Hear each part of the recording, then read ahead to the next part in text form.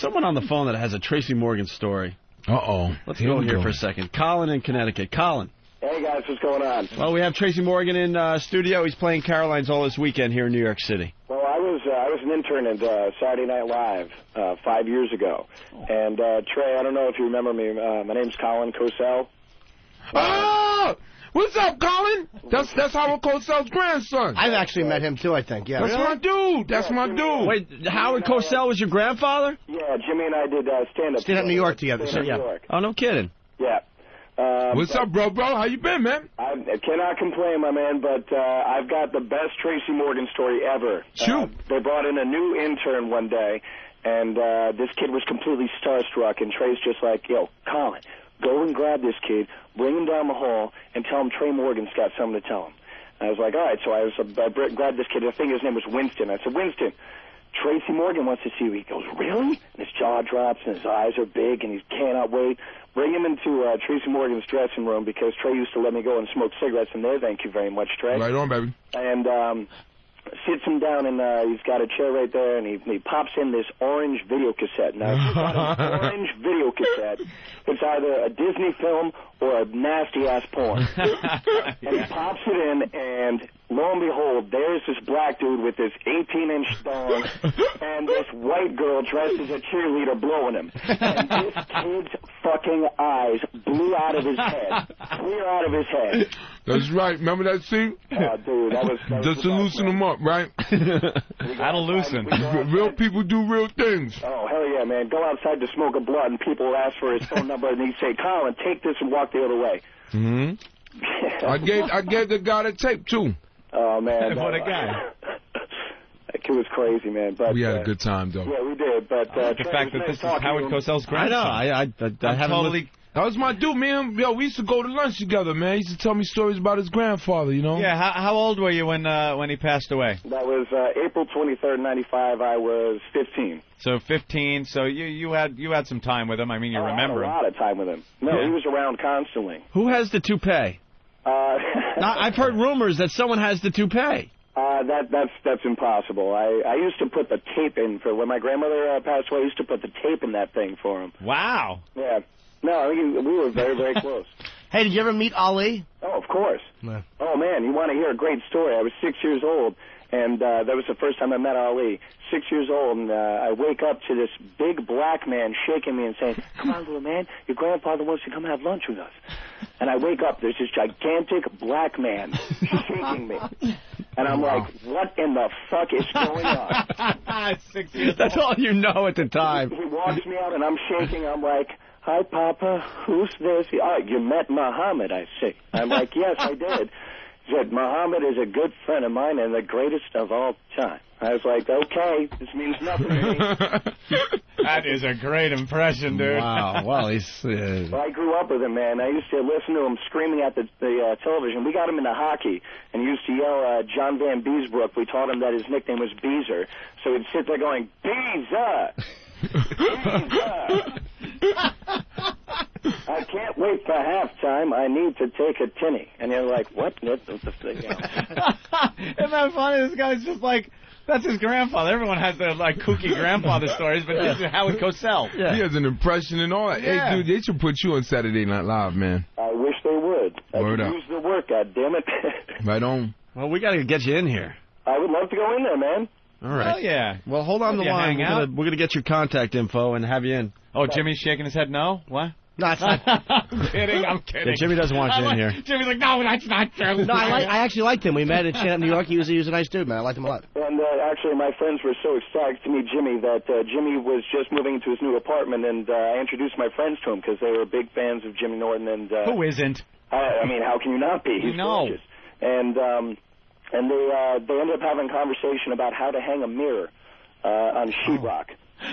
That's right, because I was worried. I really did. I bought an apartment. They should have just lined cocks up that I could lick on the way into my door. I bought candles and little rocks and a mirror. Ugh. Bed Bath & Beyond, Jimmy. Bed Bath & Beyond, right? Oh. All right, man. So off air, they're going to take your information and stuff. Yeah, hold on. Yeah, we'd love to have you in, Colin. I would love to come in, Larry, so I'd love to. All right, cool. There he goes, Colin from Connecticut. See you, man. Colin, be good. That's pretty cool. Cedric from Tennessee wants in. Cedric. What's happening? What's up? Hey, man, I just want to know if Tracy got any steaks for sale, man. I'm having a barbecue this weekend. You talking about the Meat Man character I played? Hell yeah, man. You know me, man. But I'll be at the barbecue, baby. Yes, word, man. Hey, I'm going to invite your little brother, Spoonie Love, in, too, man. You got it, man. Let me tell you something about Spoon, man. You know, Caligula invented the orgy, right? But Spoonie invented the pop-off. You know, the jump-off, you know what I'm saying? Yes, sir. Yes, sir. Holla at your boy. Have a good barbecue, man. Hey, word. All right. They're speaking some kind of code language I understood that we don't quite understand. White people, Yeah, we just heard stuff. nothing. Caligula. Huh, okay. That's good black stuff. Hey, how long call it black pride. How long have you been off SNL? You were there for a long time, man. Yeah, I was there for 7 years, but I've been off for about 2 now. Off for 2. Do you miss it, or you want to go back or no? Nah, man, I'm good. I'm moving forward. Man. I'm out of daddy's house. The last 2 or 3 years, you just blew up. Like for a while, my show got canceled, man. I went out to L.A. No, but I mean the last couple of years of Saturday Night Live, you just blew up. Yeah, I mean, I'm like, all that talent was just sitting there for all those years, and then finally they used you. Yeah, it took them about 4 years. It was unbelievable. Like Team and Willie Beeman from Any Given Sunday. Like, where was Brian Kello? Where was Brian Kello? You had some unbelievable characters the last couple of years there, and I'm thinking at home, all this was in them, and they're not using them. Yeah. They didn't use them for many years. I don't think Lauren, and I'm sure you love Lauren, but I personally don't think he uses black talent very well, to be honest with you. And I've heard that complaint from other performers. It was like, Murphy blew up when, I think Ebersol was. Yeah, Ebersol was there. But, it takes, I never looked at it like a color thing. Excuse me. I never looked at it like a color thing. I just take time for people to know your voice and the writers to get to know your voice. And I'm from a different world anyway, so I just leaned back for the first couple of years. I played my cards right, let them cast me and stuff. You know what I'm saying?